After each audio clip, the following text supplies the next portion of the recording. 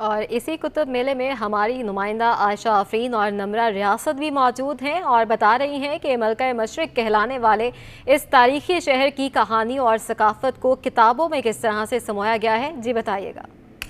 जी, बैनुल अक़वामी उर्दू कुतुब मेले के अंदर आज किताबों को देखते देखते एक ऐसी किताब पर मेरी नज़र पड़ी जिसके नाम को देखकर बड़ा तजस्सुस सा पैदा हुआ कि इस किताब के अंदर आखिर क्या लिखा होगा। तो एक ऐसी किताब जिसका नाम मलिका मशरिक, और बहुत कम लोग जानते होंगे कि मलिका मशरिक आखिर कहा किसको जाता था। तो आपको दिखाते हैं कि मलिका मशरिक जो है वो ये किताब है जिसकी जो मुसन्निफ़ हैं वो महमूदा रिज़वियाँ हैं। और मलिका मशरिक कराची का वो पुराना नाम है जिससे बहुत ही कम लोग ऐसे हैं जो वाकिफ़ होंगे। और इस किताब के अंदर बहुत सारी ऐसी मालूमात तारीख़ के आईने में मौजूद है जिससे बहुत ज़्यादा कम लोगों को जो फैज़याब हो सके हैं। और इसके अलावा भी बहुत सारी ऐसी कुतुब जो कराची से रिलेटेड हैं वो यहाँ पर मौजूद हैं। एक और किताब भी मेरी साथी जो रिपोर्टर है उनके हाथ में मैंने देखी, क्योंकि ये भी किताबों से काफ़ी शगफ़ रखती हैं। तो आपके हाथ में जो किताब है ऐसा था मेरा कराची, तो कैसा था हमारा कराची? देखिए, किताब तो बड़ी ज़बरदस्त है। मोहम्मद सईद जावेद इसके राइटर हैं और इस किताब को देखकर और इसको पढ़कर इस बात का अंदाज़ा हुआ है कि वाकई में जब कोई कराची में रहने वाला, ख़ुसूसी तौर पर ज़ाहिर है जो कराची में रहने वाले उनको अपने शहर से बहुत ज़्यादा मोहब्बत होती है और यकीनी तौर पर हर शहर से होती है, हर शहर के रहने वालों को होती है। लेकिन जब वो शख्स इस किताब को पढ़ेगा ना, और ये ख़ास तौर पर स्टूडेंट्स पढ़ेंगे आज के, तो उनको अंदाज़ा होगा कि हमारा कराची वाकई में कैसा था। हर तकरीबन 19 बाब पे ये मुश्तमिल किताब है और इस किताब को खोलते ही इसका पहला शेर है, मैं वो ज़रूर पढ़ के सुनाऊंगी, जिसको पढ़ते ही अंदाज़ा होता है कि किस किस्म के कराची में कितनी अहम और कितनी बड़ी तब्दीलियाँ जो हैं वो हुई हैं।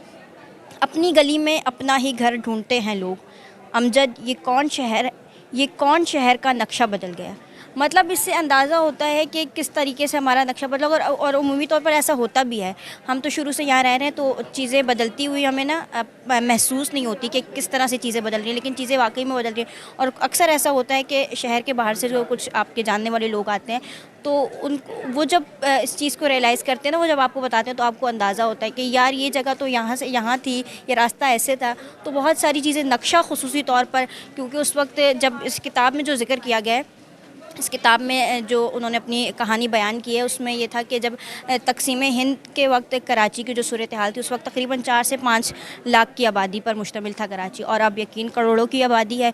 तो चीज़ें आबादी के साथ साथ नक्शा उसका बदला है। तो सबसे अहम चीज़ जो नक्शा बदला है उससे बहुत सारी चीज़ें कराची में तब्दील हो गई हैं। और आज जो हम कराची की हालतें देखते हैं तो लोग ये समझते हैं, जो यंगस्टर्स हैं वो ये समझते हैं शायद कराची शुरू से ऐसा था, लेकिन जब इस किताब को पढ़ा तो पता चला कि जब क़याम पाकिस्तान हुआ था उसके बाद कराची कितना ज़्यादा खूबसूरत था और कितना मतलब इतना गुंजान आबाद शहर नहीं था। इसके अंदर जिस तरह मुसन्निफ़ ने अपनी पूरी एक आप बीती बयान की है, उस वक्त कराची की जो खूबसूरती थी, जो तहज़ीब व तमद्दुन था, जो मुआशरत थी और जो हमारे मशहूर खाने हैं, जो हमारे तहज़ीब का हिस्सा है, उन सब को इस किताब के अंदर बयान किया। हाँ बिल्कुल ऐसा ही, उन्होंने न सिर्फ मकामात के बारे में इस किताब में ज़िक्र किया हुआ है, बल्कि उन्होंने खानों पे ख़ुसूसी तौर पर उसकी सकाफ़त पे ज़िक्र किया गया है कि उस वक्त कराची की सकाफ़त कैसे थी और हर त्यौहार को हर मज़हब से ताल्लुक़ रखने वाला उसको किस तरह से सेलिब्रेट करता था। तो बड़े खूबसूरत अंदाज़ में उन्होंने अपनी आप बीती बयान की है और ख़ूबसूरत अंदाज़ में ये बताया गया है कि मुस्लिम त्यौहार हो या गैर मुस्लिमों का त्यौहार हो, उसको किस तरह से पुरजोश तरीके से मनाया जाता था और किस तरह से रंग बिखर जाते थे पूरे शहर में। और ज़ाहिर है उस वक्त आबादी कम थी, नक्शा बहुत तब्दील था, तो चीज़ें एक आपको वाज़े तौर पर दिखाई देती थी और हर शख्स जो है वो एक दूसरे के साथ मिलकर उस त्यौहार को एंजॉय भी करता था। और अब आबादी बढ़ गई है, मसरूफियात बढ़ गई हैं, हर चीज़ बहुत ज़्यादा तब्दील हो चुकी है, तो इस हिसाब से बहुत सारे त्यौहार को मनाने के तरीके भी बहुत ज़्यादा तब्दील हो। और बहुत सारी ऐसी चीज़ें भी, ऐसे मकामात भी इसके अंदर मौजूद हैं जो हमने शायद नहीं देखे थे और नहीं हम उसके बारे में जानते थे, लेकिन इस किताब के अंदर पढ़ के पता चला कि कराची में वो मकामात भी मौजूद हैं और वो बड़ी ज़बरदस्त सी हमारी तारीख़ है कराची की। बहुत सारे ऐसे मकामात हैं, बहुत सारे खाने हैं जो अब ख़त्म हो चुके हैं और उसकी जगह जो वेस्टर्न कल्चर है उसने ले लिया। ऐसा ही है, खानों का इसमें बड़े वाज़े तरीके से ज़िक्र किया गया और उसके साथ जैसा कि आपने बात की कि मकामात की ज़रूर इसमें बात है। बंस रोड को इस किताब में इस कदर खूबसूरत अंदाज़ में बयान किया हुआ है कि पढ़ने वाले का दिल चाहेगा कि मैं ज़रूर वहाँ जाऊँ। और इस किताब को पढ़ के दिल करता है, जो हम तो खैर कराची के रहने वाले हैं, लेकिन जो यहाँ के रिहायशी नहीं है वो इन किताबों को जो शहर क़ायद पर लिखी गई हैं वो ज़रूर चाहेंगे कि वो ज़रूर कराची का एक बार विज़िट करें और देखें कि वो यहाँ की क्या खूबसूरत खूबसूरती थी और क्या अच्छे मकामात हैं, क्या तहज़ीब है यहाँ की, वो ये सब कुछ इसके अंदर जान सकते हैं। ऐसा ही है, किताब पढ़ने वाला जो भी होगा, चाहे वो कराची से ताल्लुक़ रखने वाला है या कराची के बाहर का है, तो उसको पढ़ के तजस्सुस और उसको जानने की एक जस्तजू ज़रूर होगी कि मैं उस जगह को जाऊँ, विज़िट करूँ, देखूँ कि वहाँ कौन कौन से मकामात इस वक्त मौजूद हैं। और जिस तरह से मुसन्निफ़ ने इतनी खूबसूरत अंदाज़ में इसका ज़िक्र किया हुआ है, बंस रोड है, किमाड़ी है, डिग रोड का ज़िक्र किया गया है, एयरपोर्ट से गुजरने वाले रास्ते का ज़िक्र किया गया और ख़ुसूसी तौर पर शारा फैसल को बड़ी खूबसूरती से बयान किया गया कि खुली सड़क है, वहाँ से आप पैदल चलते चलते आपको अंदाज़ा ही नहीं होता कि आप किमाड़ी तक पहुँच जाते। तो इस किस्म की जो बातें हैं ना, तो आपको अट्रैक्ट करती हैं कि किस कदर खूबसूरत शहर होगा। वहाँ पे पैदल चलना ही आपको घंटों घंटों जो है, पैदल चलना भी आपको जो है वो हसीन मंजर। आगे लोग चला करते थे, कोई डर खौफ नहीं हुआ करता था। कराची एक ऐसा खूबसूरत शहर है जिसको शायद सभी विज़िट करना चाहते हैं और इसके अंदर ये जो शहरों में शहर कराची है, ये नसरीन असलम शाह की लिखी गई किताब है और इसके अंदर जब क़याम पाकिस्तान हुआ था उसके बाद क्या सूरत हाल थी, क्या किन तमाम मुश्किलात को सह कर जो मुहाजिरीन थे वो कराची को पहुँचे और उन्होंने किस तरह से ये शहर आबाद हुआ और किस तरह से यहाँ पर उन सबको आबाद किया गया था, कितनी मुश्किलात को उन्होंने बर्दाश्त किया, वो तमाम चीज़ें इस किताब के अंदर मौजूद हैं। तो किताब के हवाले से तो काफ़ी ज़्यादा बातें हो चुकी हैं, लेकिन इन किताबों की कीमतें क्या हैं और यहाँ पर कौन सी रियायत दी गई है, इस हवाले से यहाँ पर हम जानते हैं। यहाँ पर एक दुकानदार मौजूद है हमारे साथ। सर, मुझे ये बताइएगा कि कराची के हवाले से काफ़ी ज़्यादा आपके पास किताबें मौजूद हैं क्योंकि लोग जानना चाहते हैं कराची कैसा था, कैसा है और कैसा हो चुका है। तो कितना, एक तो लोग इसके अंदर इंटरेस्ट शो कर रहे हैं और आपके पास इसकी क्या कीमतें हैं? कीमतें मुख्तलिफ़ प्राइस है, कुछ कोई 2400 की है, कोई 1200 की है और इस पर 50% डिस्काउंट है इधर एग्जीबिशन में।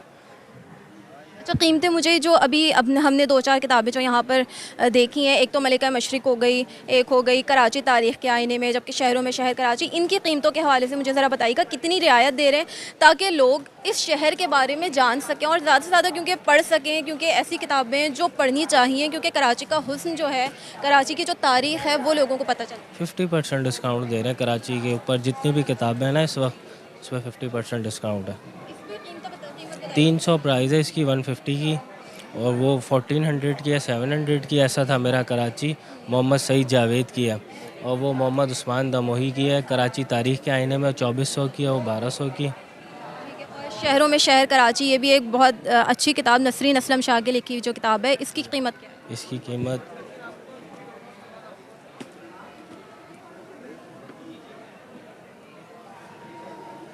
ये 2500 की है, तो ये 1800 की पड़ेगी। अच्छा, लोग कितना इंटरेस्ट शो कर रहे हैं कराची शहर को जानने के हवाले से, इन किताबों में दिलचस्पी दिखाने के हवाले से? काफ़ी है, लेते हैं लोग। असल में हर बंदे का जो है ना इंटरेस्ट अलग है। कुछ नावल पढ़ते हैं, कुछ तारीख़ पढ़ते हैं, कुछ कराची के हवाले से, डिफरेंट है। बिल्कुल, कराची की जो सैर करना चाहता है, कराची में जो आना चाहता है, उसको इन किताबों को ज़रूर पढ़ना चाहिए ताकि वो तारीख़ी जगहों के बारे में जान सके, कराची की जो मकामात हैं कराची के, उन तमाम चीज़ों के बारे में जान सके। और सबसे ज़्यादा अगर आप खानों के बारे में जानना चाहते हैं, जो कराची के मज़ेदार से खाने हैं, जो फूड स्ट्रीट्स हैं, उनके बारे में भी इस किताब के अंदर काफ़ी तफसील मौजूद है। तो अगर कोई कराची के बारे में जानना चाहता है तो मैं सजेस्ट करूँगी कि वो इन किताबों को ज़रूर पढ़े। जी, वापस आएंगे एक ब्रेक के बाद।